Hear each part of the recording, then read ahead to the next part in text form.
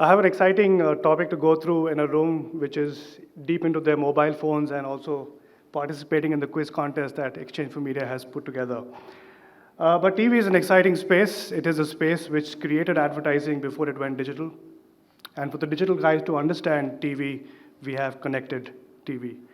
What we have for you over the next few slides is really what is happening in this device from a device perspective. We have learned about television, from advertising, from content that we've watched, and everything else around that. But the device itself is evolving much rapidly.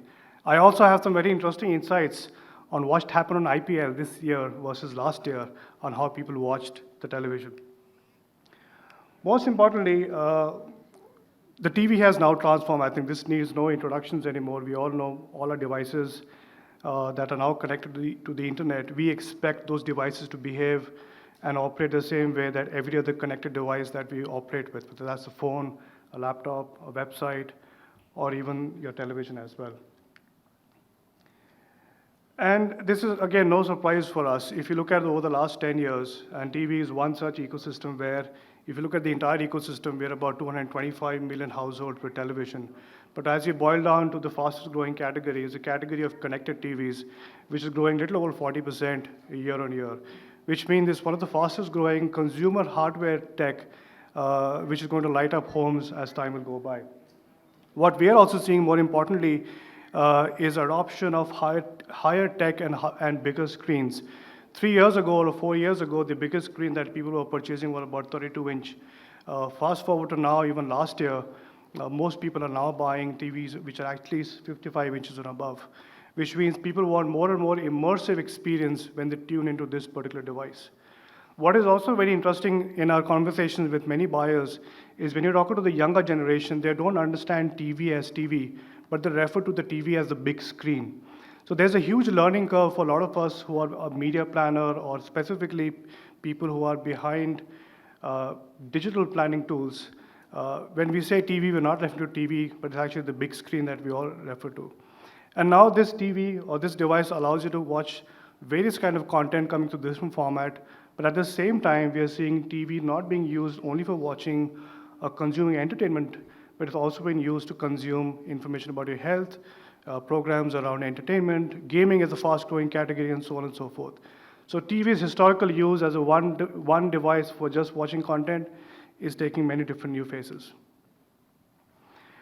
And the growth of all of these devices is not limited to the top cities. We are seeing this growing across all the big cities and all the tier 2 cities across the country. And these growths are very, very rapid. Right around festive years, we see a huge spike on purchase across television on all the new cities which are lighting up with all these new TVs. And what's also driving the big adoption of connected TV is definitely the access to better and faster internet in some of these cities.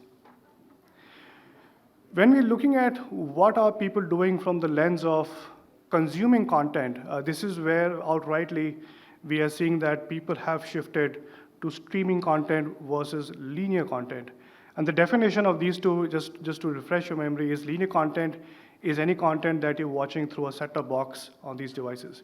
But you can say, hey, I have a cord cutter or I'm a cord never, I don't have a set-top box. These are the users who are moving away to only apps. And this is where we see, while the consumption is shifting away from linear to streaming, there are some unique events where the behavior or the consumption actually happens quite in a very balanced way. So when we have Republic Day, we had the Ayodhya temple launch last year. Any critical news that is taking place, we do see broadcast media take over a streaming app. And interestingly, during IPL, we actually saw nearly an equal growth, both in app streaming as well as people watching IPL on Star Sports at the same rate, which means, and which kind of still validates that broadcast media or linear TV is here to stay, but at different moments of devices, when you aggregate that data over the course of time, we do see streaming kind of leapfrogging in terms of total consuming behavior. And now it is a streaming era. We saw some amazing content coming from MX in the previous slides. And I'm sure as you meet more and more content providers, it is going to be the apps and different streaming environments on which this content is going to get played on. In the TV ecosystem, what we've also observed over the last year, and this kind of changes every year as we go through, on an average, there are about 3 apps which dominate content consumption, which are the AVOD apps, predominantly living between 5 apps across the TV, which is very different from what we know in the mobile ecosystem, where typically you would be jumping across 15 to 20 apps depending on the task that you intend to achieve. And what we're also noticing is when we're looking at where people are watching, and this is very, very important, where people go like, hey, I don't watch a lot of TV, or when I switch on the TV, I don't know what to watch. We still see a very consistent 36 to 40 hours of per TV watch time per month. And that's growing very, very consistently year on year as time is going by. But irrespective of how we look at televisions, the average continuous watch time, which means for an average duration that TV is continuously on, is about 6 hours on an average across the country. So that means that those 6 hours are the most critical time when you can get your brand message across on these devices. Again, just to reiterate, how are these getting apportioned between linear and streaming? Across Samsung TVs in India, which is about 13, 14 odd million TVs that we have, about 10% of TVs have continue to watching linear content, and about 90% is streaming. This again is an aggregate data, and we do see a significant variations during the course of the month if there's some specific event taking place. And prime time still exists. If I had to look at this data when it was COVID, back in 2020, 21, maybe some parts of 22, we pretty much had TV on across throughout the day. But back now, as life have come back to a great extent to normalcy, we do see a significant portion of watch time going back to the prime time that we are used to of, which is about 6 p.m. to about 10 p.m. But then because of these TVs now being connected, we can actually tell you that in Delhi, the prime time actually starts at 7 p.m. and goes up to about 10:30, 11. In Mumbai, prime time is actually 8 p.m. and going up all the way up to about 12 p.m. In Bangalore, prime time is actually 10 p.m. over the weekends, going all the way up to 2 a.m. So these are the power of insights that connected TV is able to bring in. While we have data across the country, you can actually see how TV consumption behavior changes by the city or the state that you're looking at.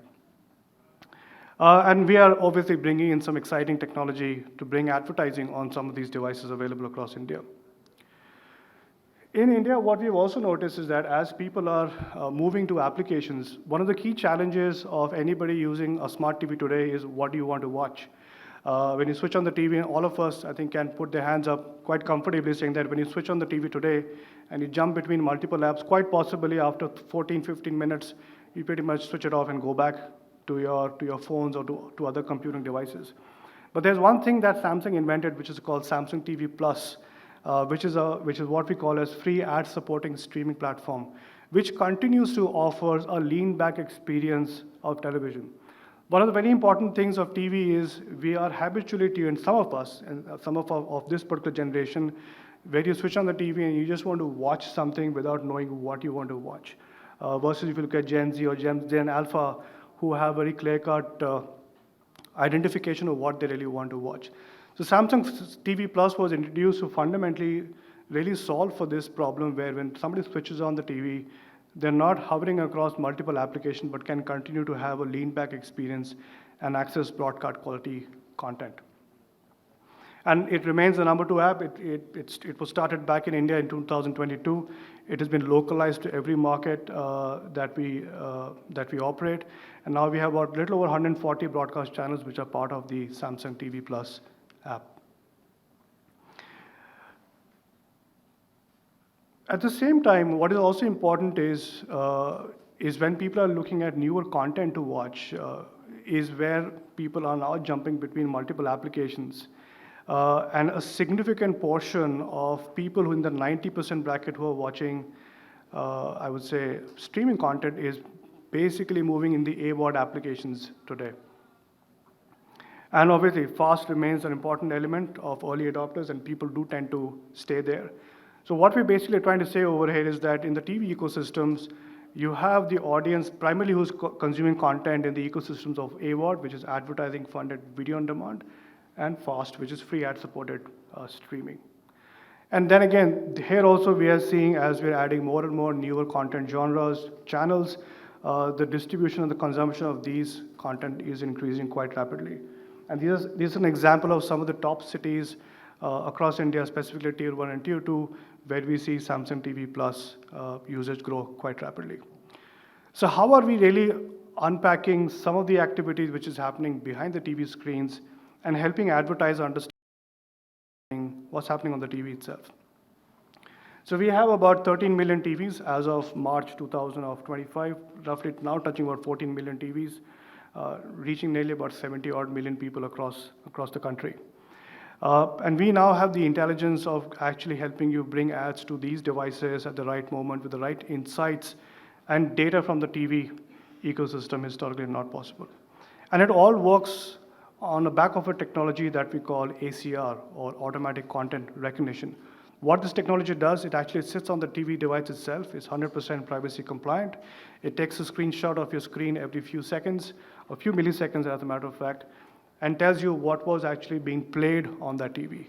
What is very important to note about ACR is we know what is getting played, but we do not know who's watching it, and that's part of the matrix that we're going to solve as a next activity. And what is getting played, we're able to tell you what's the kind of programming people are watching on the TV, and what were the ads that people are looking at the TV if it's getting played on. And this was one of the classical metrics when we used to do digital planning back in my Group M days, is where are the ads, who are the TVs, or what are the TVs where these ads are being played out. And with ACR, we're able to now tell you how many TVs are actually watching Shark Tank, how many people are watching IPL, and any and every kind of genre content being out there, and also track your ads at the same time. So if you're some of those advertisers who are looking for incremental reach on televisions, ACR helps you solve exactly for that. And we have some amazing formats that bring some of these advertising to life. Here is one format. We did this campaign for RuPay, probably one of my favorite ads from the RuPay collection, where Hrithik has been told not to be salty. It reached about 2.3 million devices and generated about 9 million impressions. Similarly, we've done some amazing work with Mercedes also, again reaching out to 3.4 million TVs with about 24 million impressions. And again, depending on the time of the day of the week, certain activities taking place, the number of TVs which light up can go up and down on what's really happening. And one thing, again, we categorically again call out as part of our measurement practices is we always call out the number of TVs we're reaching out, and we do not call out the number of households that we're reaching out, because we do not know. And there's no set practice across the country right now where we can collectively agree that these are the number of people per household. Some people follow 3.2, some people follow 4, and there's 5.25 as well.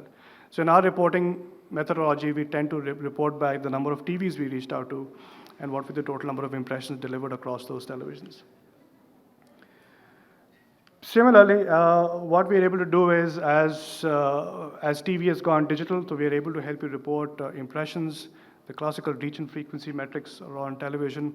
But the most important and the most powerful report that we have is something called the incremental reach report. This is specifically very powerful for any advertiser or brand who tends to advertise across OTTs and different TV channels, where you really want to know that if your ads ran on Samsung TVs, on those Samsung TVs, did we see your ads run on other channels as well? And were we able to reach out incrementally to any of those new users or the same users on those devices? And that plays a very, very key role in anybody who is tracking brand metrics and want to bring the power of digital and traditional media together. We work very closely with Kantar to bring in brand lift studies, which is an industry established and accepted format. So if you want to do brand lift studies, we do work with Kantar extensively. Here's an example where we work with Garnier. I think this was last year. Where again, if you're looking at the top funnels metrics, all metrics are positively influenced.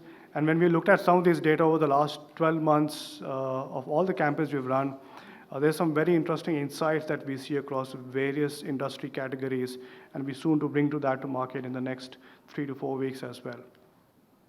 Similarly, here's another one where we work with a travel client, which is British Airways, and there also British Airways saw a consistent improvement in all the key brand metrics that they follow. Again, what is important to realize is when you're advertising on TV, you're basically trying to create that influence or preference towards buying your product or your service, or even be part of a consideration set should you decide to buy it on another device or in an offline store. So TV plays that very, very key roles, and some of these studies help us validate that we are able to bring true value to these businesses.